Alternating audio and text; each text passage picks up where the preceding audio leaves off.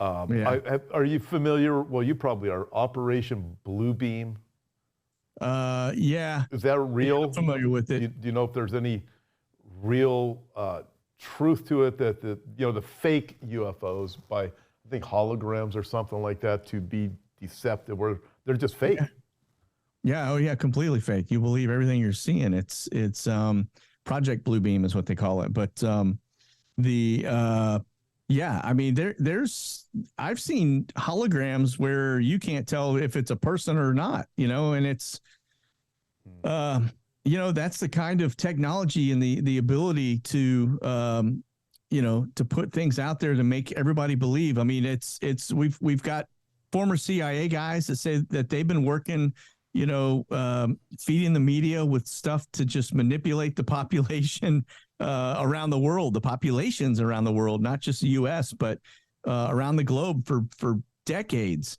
And now you've got all these smart toys that are coming out where, you can literally have a hologram of somebody talking and you can't tell, or you can put an AI in front of someone and you don't know if it's real or not. They're saying that a lot of the technology these days on the social media platforms, you think you're talking to a real person, but it's not even a real person. And that is somebody like me right now. I could be a complete, total computer generated thing, and you would not be able to tell. I mean, you can see it in the video games when you play them. They look so real. You have to really look at it and go, I can't believe it's not real. Are you real?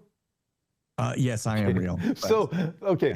Now I just lost my train of thought of something I was going to. Oh, I know. You had mentioned to me when we were over in Israel about video games.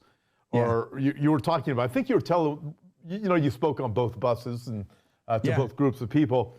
And I believe it was at that point, we had our own private conversations too, but that if you see it in a video game, the video games themselves are created with an intent by the government in many of the cases.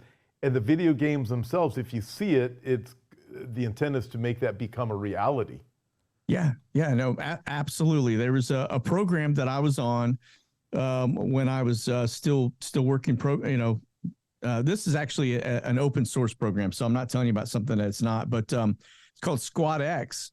And I was reading the proposal because we had a bunch of really smart guys in the room, and they have the ability to really talk about things very like in a highly complicated nature. They can't really dumb it down. They're talking about all these different this drone can do all these different things, and we're going to make it do this, and we're going to create all of these different algorithms, and it'll be able to track different, squads in the battlefield and look into buildings and everything else. And I'm listening to them talk.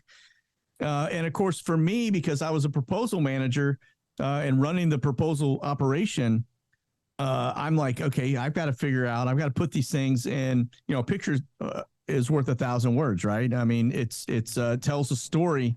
And so what we would do is usually the big fold out at the very beginning of a proposal would be kind of a ConOps picture that was super, super illustrated, usually done through a computer. And so these guys were talking about this drone called Squad X that they were going to be designing and working with the Marine Corps on. And I said, man, what you're describing is actually it's a game. It's a video game. I played it 6 years ago called Ghost Recon, a future soldier. And they're like, what are you talking about? So I basically went to the TV and pulled up Xbox, and I went and showed them the game, and they're like, that's exactly it. And so what had happened was somebody at DARPA thought, we need to go create this capability and technology. And that's how Squad X came about. It's identical. It's even got the little Google Glass goggle that the guy can flip up and look. And it's actually got target designators and all kinds of stuff going on, all because of a drone that's flying overhead and giving them, I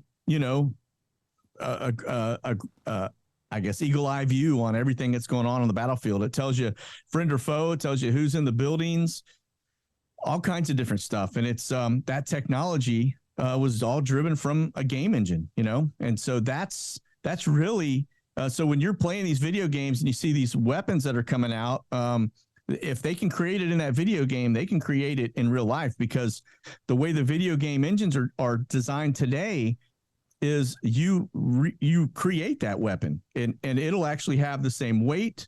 It'll have the same, I mean, for how it performs within a game, everything. I mean, it's identical. To give you an example, you look at the vehicles inside of a video game.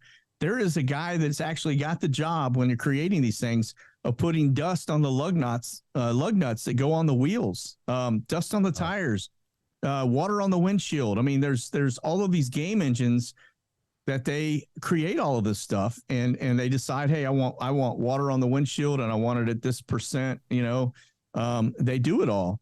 But you could literally take that thing. It's a 3D model, right? I mean, if you take a weapon, you're not looking at a one-dimensional item on your screen. You're looking at something that can be flipped, turned, you know, moved around, all kinds of different stuff, as well as fire, you know, all kinds of different projectiles. So if they can create it in a game, they can create it in the real world, or they're going to create it in the real world. That's just kind of the direction everything is going. So a lot of these big companies like the Lockheeds, the General Dynamics, the Northrop Grumman's, you know, the big military contractors, what they do is they hire these engineers that are gamers, you know, because they know, you know, or game designers. They bring them in, and that's who runs, your proposal side of the house, but it's also who runs, you know, a lot of the stuff that you're in the R&D side of the world.